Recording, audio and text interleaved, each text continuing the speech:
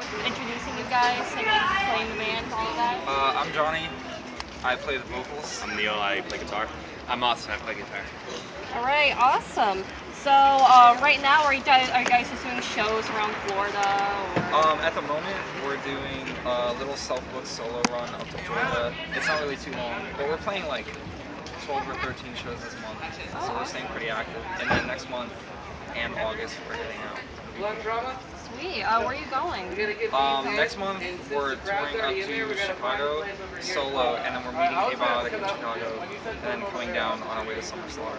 That's sick. And then in August, we're going to New York with The World We Knew and Sirens and Sailors. I actually want to ask you about Summer Slaughter and Warped Tour. Saw that you got gigs for both those shows opening. Yeah, the Warped Tour that we opened was actually 2010. I wish we were opening this year because I just heard after the Burials playing, and they ruled. But yeah, we opened. It was insane. We opened Summer Slaughter and Warped Tour within a couple days of each other in 2010, and it was like the best weekend of my whole life. That's amazing. And you're opening up for Summer Slaughter again this year? That's right. All right. What show are you going to be? We're playing at the Ritz Evelyn. Sick.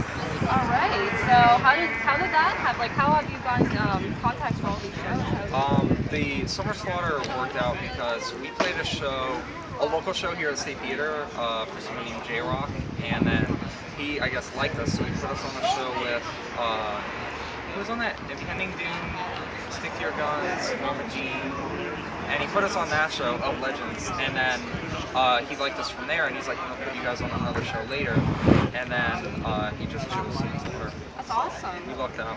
Awesome. And you guys have been doing some more touring.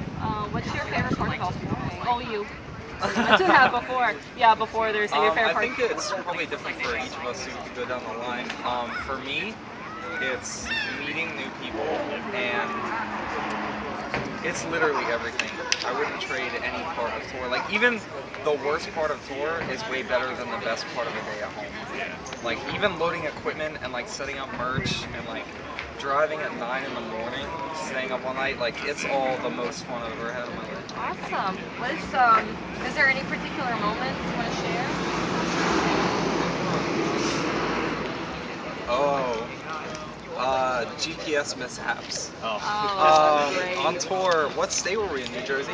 We were in Jersey. We were in New Jersey, and our GPS told us to go down this back road to get to a Walmart. All the little kids inside, take care for the in session. And Doors, guys. the road, there was like a back road, and it looked like a bunch of grenades had gone off on the road, and we had to idle through like 0.8 miles to get to this So bumpy. Walmart. And we get to the end of the road, and it's a dead end, and there's no Walmart there. So we have to pull a U-turn and go 0.8 miles back, like idling. And we were just screaming in the van. It was insane. That sounds absolutely brutal. So, and I read on your Facebook that you're working on, that you released your EP in 2010 and that you're working on a new album right now. That's right. Like, tell us about that?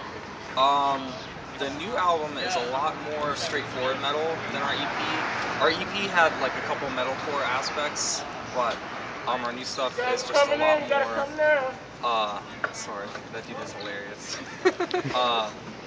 It's just like pure, unadulterated, like fast, heavy, dark. I like it a lot better. Like, I still like our EP, but I think our full length definitely represents like where we're trying to go sound wise. Do you have any bands that you can kind of just use as reference to?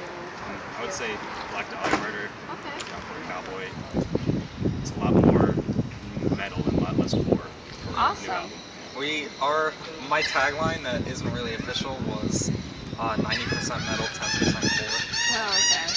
That's awesome. Well, I like to hear that. So are you planning on trying to get onto a record label or anything anytime soon? That's the goal, but it's a lot harder than it looks. We're working hard though. That's all that matters.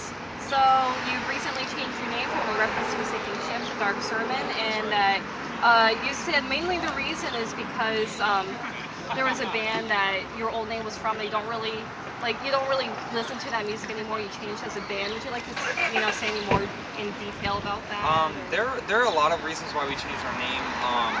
6 words is like way too many for a band name. It's hard to remember. and I feel like people weren't taking us as seriously as they should. Like our music and our name didn't match. Like people would see our name and scoff, and then we'd play, and they'd be like, "Oh, why is that band called that?" So it's just I feel like our new name represents our sound much better. Okay, awesome. So, do you have any particular things about playing shows, performing that you love more than anything, or that really stand out to you? Oh man. Just audience interaction, the whole thing is just I live for it.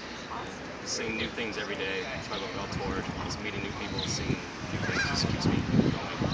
I think the crowd. I always play to.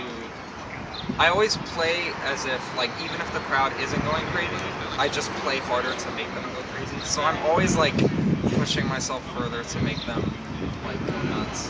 Yeah, and I imagine. We'll go around. Thanks.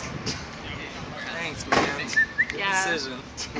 And I imagine as a vocalist, you have to kind of like draw up the crowd, kind of, because you're the front man, so you kind of have to, Yeah. yeah, all of that. So yeah, you try, like you put that extra effort in to make the crowd go more nuts. Is that awesome? We always do 110% every show. I like to pretend there's twice as many people as, like if there's 50 people there, we like to pretend there's 100. Awesome. And another thing about your new album is that Nick Arthur from Molotov Solution will be doing guest vocals. How did that happen? We actually played with them in 2009, very shortly after we formed. It was like 8 months after we formed, and I remember being on stage and I was singing, and I look in the back of the room, and Nick is like bobbing his head, and I was like thinking in my head, like, is that the dude from Molotov Solution, like banging his head to my band? And I went and talked to him after, and I was like, hey, I saw you in Cyprus, that's awesome. And he was like, yeah, you guys were great. So I ended up giving him a shirt that night, and then since then we just kept in touch, and every time Molotov came back, he requested us to open the show, and we've just like built on that relationship. And then last year I finally asked if he would be willing to do guest vocals, and he said yes, and I was like blown away. It's awesome. It's incredible how little things, like that happen. Yeah, it just started.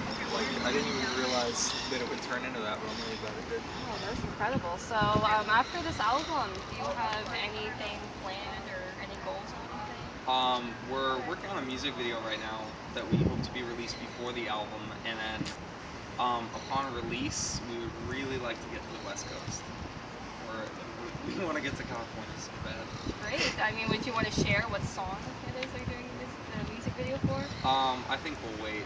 We'll wait. Yeah. All right. Well, thank you so much for talking. Yeah, no problem. Thanks for having us. All right. Awesome.